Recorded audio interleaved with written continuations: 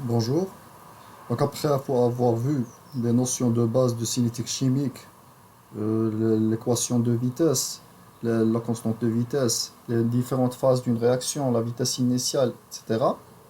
Là, nous allons parler de la cinétique proprement dite. Donc, le premier qui a commencé à étudier la cinétique enzymatique, c'était Monsieur Adrien Brown en 1902. 1902, si vous vous rappelez, c'était juste 5 ans après donc la découverte de la nature de l'enzyme. Donc, par Edouard Buchner en 1897. Donc, c'est lui qui a découvert, si vous vous rappelez, que l'enzyme qui fait la fermentation, donc c'est l'alcool dihydrogénase, il a pu l'extraire et la faire fonctionner hors levure. Donc c'est lui qui a établi la nature protéique, etc. de cette molécule. Donc 5 années après, déjà les gens, ils ont commencé à se demander comment, donc à établir des schémas ou comment ça fonctionne, cette molécule, c'est quoi son comportement, et comment elle accélère, etc. Donc, Monsieur Adrien Brown, il a travaillé d'abord sur la première enzyme qu'il a utilisée pour étudier la cinétique enzymatique, c'était l'invertase. L'invertase, donc c'est l'enzyme qui dégrade, c'est une hydrolase qui dégrade le saccharose en glucose plus fructose. C'est une enzyme très importante jusqu'à nos jours, notamment dans la production de sirop de glucose. Donc, Brown, qu'est-ce qu'il a stipulé? Que lorsque la concentration du substrat elle est supérieure à la concentration d'enzymes, ce qui veut dire qu'il n'y a plus d'enzymes, toutes les enzymes sont captées par des substrats, la vitesse, donc la vitesse initiale de la réaction, elle devient indépendante de la concentration de substrat. Donc c'est le plateau, le fameux plateau, où ça va se stabiliser. Donc on est dans une étape où on aura un plateau, c'est-à-dire il n'y a plus de relation directe. Donc il a donc proposé que la réaction globale soit composée de deux étapes. Donc une première étape de la formation du complexe enzyme-substrat, et une deuxième étape où ce complexe il va se devenir enzyme et produit. Ensuite, on va parler de la cinétique michaélienne. Donc, selon ces premiers travaux, M. Michaelis et Mme Menten, donc lui c'était un biochimiste allemand, elle c'est une physicienne canadienne, ils ont cherché à établir un modèle, une théorie cinétique. Donc une théorie c'est quoi? Donc c'est un modèle général sur un phénomène, alors d'une hypothèse appuyée par des observations, des expériences et des équations mathématiques. Ils nous ont proposé un modèle cinétique, donc c'est l'un des plus connus, donc c'est l'équation de Michaelis et Menten. Donc, et aussi, ils nous ont offert dans cette équation deux paramètres qui sont très importants qu'on va voir, c'est le Vmax et le Km. Donc, c'est une équation générale de l'action de l'enzyme, un des modèles cinétiques les plus anciens et les plus connus. Donc, c'est en 1913, ils ont divisé la réaction, comme a fait M. Brown, en deux étapes. Donc, la première étape, c'est la formation du complexe enzyme-substrat, et une deuxième étape où le produit va être libéré et l'enzyme aussi. L'enzyme, la première étape va être définie par deux constantes. Constante dans un sens parce que c'est une réaction irréversible, parce que ce complexe, on a dit qu'il était non covalent, donc il peut se redissocier à n'importe quel moment. Et la constante K1, K-1, constante de vitesse. La deuxième étape, elle est définie par la constante K2. Donc la première étape, on appelle l'étape rapide. C'est une étape qui est rapide, donc le complexe non covalent ES est connu par le nom de complexe de Michaelis. Donc à chaque fois, vous pouvez trouver le complexe ES ou le complexe de Michaelis. Donc dès l'addition de l'enzyme dans la solution substrat, il s'établit un équilibre rapide entre l'enzyme et le substrat. Et le complexe enzyme-substrat. Donc il y a un équilibre rapide qui s'établit dans cette réaction. L'hypothèse, elle va dire quoi? Cette hypothèse de quasi-équilibre, que tant que K1, que ces deux constantes K et K-1 sont plus grandes que K2, cette réaction elle va rester en équilibre. Elle va rester en équilibre, elle va rester équilibrée. Donc, cette étape, donc par un raisonnement mathématique, elle va être définie par une constante, on appelle une constante d'équilibre ou une constante de Michaelis, qui va être égale, le Km est égal à la concentration enzyme fois la concentration du substrat sur la concentration du complexe. Cette constante, Michaelis, donc d'abord, elle est très très importante. C'est quoi? La constante de Michaelis, c'est la constante de dissociation. Donc elle va nous renseigner sur la dissociation. Donc plus Km est élevé, plus il y a de dissociation. plus elle est faible, moins il y a de dissociation. Donc plus il y a d'affinité. Donc quand elle est faible, il y a de l'affinité. Donc c'est une constante qui va être très importante pour nous renseigner dans la caractérisation des enzymes, etc., de l'affinité de l'enzyme avec tel ou tel substrat. Donc on renseigne sur la dissociation et l'affinité, la spécificité de l'enzyme avec un substrat ou un autre.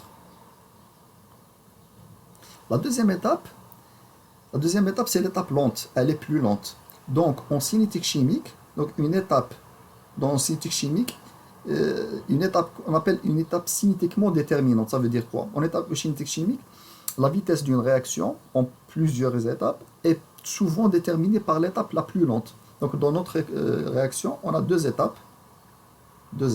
On sait que celle-là, elle est rapide et celle-là, elle est lente. Donc c'est celle qui est lente qui va être cinétiquement déterminante. C'est elle qu'on va utiliser pour déterminer la vitesse globale. Donc, elle a la constante K2 ou bien K4, constante catalytique. Donc, c'est elle qu'on va utiliser pour déterminer la vitesse. Donc, V0 est égal K2 fois ES, suivant la loi de vitesse qui est la loi de 20 Hoff. D'accord? Donc, à partir de là, Michaelis et Menten, ils ont fait quoi? Ils vont faire une simplification mathématique. Donc, selon les données, selon les observations et des suppositions. Donc, dans un raisonnement que je ne vais pas détailler ici, que vous pouvez voir, il est très simple, on va cheminer vers une équation qui va englober, qui va à la fin être, ça sera la vitesse initiale bien sûr, en fonction de la concentration du substrat. Ça va être ça l'équation de Michaelis et Menten. Mais dans cette équation, on a quoi? On a la vitesse en fonction de la concentration substrat pour avoir notre courbe, notre graphe. Et on a deux paramètres cinétiques très importants, le Vmax et le Km. Donc on va expliquer c'est quoi le Vmax. Le Vmax, c'est une constante Vmax quand toutes les enzymes sont sous forme de complexe. Quand toutes les enzymes sont sous forme de complexe, là, la vitesse elle va attendre elle va se stabiliser. C'est ça le plateau. Donc le plateau, c'est quand toutes les enzymes sont sous forme d'enzymes substrat, donc il n'y a plus de proportionnalité. D'accord? Et le cas, donc on va le retrouver sur le graphe, ça sera une des vitesses initiales, c'est la vitesse initiale la plus grande, donc c'est un paramètre cinétique très important. Et le Km. Le Km, c'est quoi? Le Km, quand on va l'appliquer sur notre équation, donc avec un raisonnement mathématique, vous avez ça sur le support. Le Km, ce sera quoi? Le Km, il va correspondre à une concentration de substrat qui correspond sur le graphe à la moitié de la vitesse maximale. C'est-à-dire, le Km, c'est la concentration de substrat qui correspond à la moitié de Vmax. Quand on atteint la moitié de Vmax, on est à la Km. Donc, pour déterminer Km, c'est la moitié de Vmax. Il correspond, c'est pas la moitié de Vmax, ça correspond sur le graphe à la moitié de Vmax. Donc, on peut le déterminer à partir du graphe. Donc, c'est ça l'équation de Michaelis et Menten. V0 est égal à Vmax S0 sur Km plus S0. Là, on va s'arrêter un peu et se poser quelques questions. Donc, la vitesse, donc là, l'idéal, là, c'est de déterminer nos deux paramètres cinétiques. La vitesse maximale d'une réaction enzymatique, c'est une vitesse initiale théorique. C'est une vitesse initiale. Une des vitesses initiales. Donc, elle est là, quelque part. Donc, c'est la vitesse initiale théorique. C'est l'asymptote de la courbe de saturation. Ça veut dire quoi? La courbe de saturation. Quand il y a saturation ici, la Vmax, c'est ça. Mais là, la courbe, elle tend vers l'infini. La concentration substrat, elle va tendre vers l'infini. Donc là, c'est juste une ligne, c'est un asymptote. L'asymptote, c'est le khat al-muqarib. Donc l'asymptote, c'est juste une valeur théorique. On ne peut pas le déterminer physiquement. Car la concentration substrat, elle va tendre vers l'infini. Donc ça ne va pas s'arrêter ici. Donc sa valeur peut être qu'approchée. Donc on doit avoir une solution. Parce que si on n'a pas le Vmax, on n'a pas le Km, on n'a pas nos valeurs, nos paramètres cinétiques. Donc il nous faut une solution. Donc c'est Lineweaver et Burke qui nous ont proposé une solution mathématique. Donc solution mathématique, car l'équation ici, elle n'est pas utile, elle n'est pas efficace pour déterminer nos paramètres. Donc le tracé de Lineweaver et Burke, il nous a proposé un tracé, donc on appelle un double graphique inverse. Donc c'est une représentation graphique qui permet de linéariser l'équation de Michaelis et Menten. L'équation de Michaelis et Menten, elle nous donne une courbe. Alors que Lineweaver et Burke, ils nous ont proposé de linéariser cette courbe, de la linéariser de façon à faciliter l'extraction et la détermination de ces paramètres. Et à la fin, de récupérer les Km et le Vmax. Donc ils ont fait quoi? Le tracé de Lineweaver et Burke, il est créé en traçant l'inverse de la vitesse initiale en fonction de l'inverse de la concentration du substrat.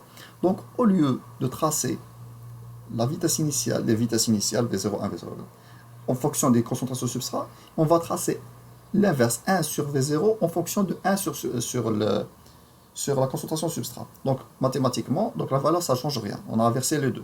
D'accord? Et on va obtenir un graphe comme ça. Donc une droite.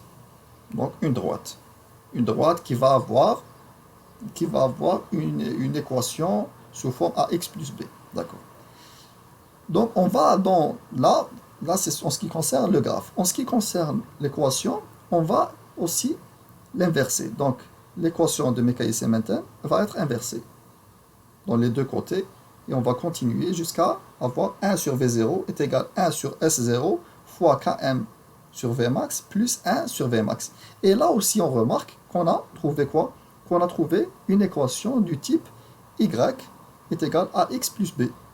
Donc, cette équation, elle correspond à celle qui va être générée par le graphe. Donc, à partir de l'équation du graphe, de la ligne, de la droite, on va déterminer, par exemple, l'équation de la droite, c'est AX plus B. Donc le B est égal à A sur Vmax. Donc on peut déterminer Vmax. Ensuite, Km sur Vmax. Km sur Vmax est égal à la tangente. La tangente qu'on a déjà obtenue. Donc la tangente, ça va être 0,1. Donc on a Vmax, on a la tangente, on va déterminer le Km. Donc c'est de cette façon que Lineweaver et Burke, ils nous ont réglé ce problème et ils nous ont linéarisé et enfin on a récupéré nos paramètres cinétiques.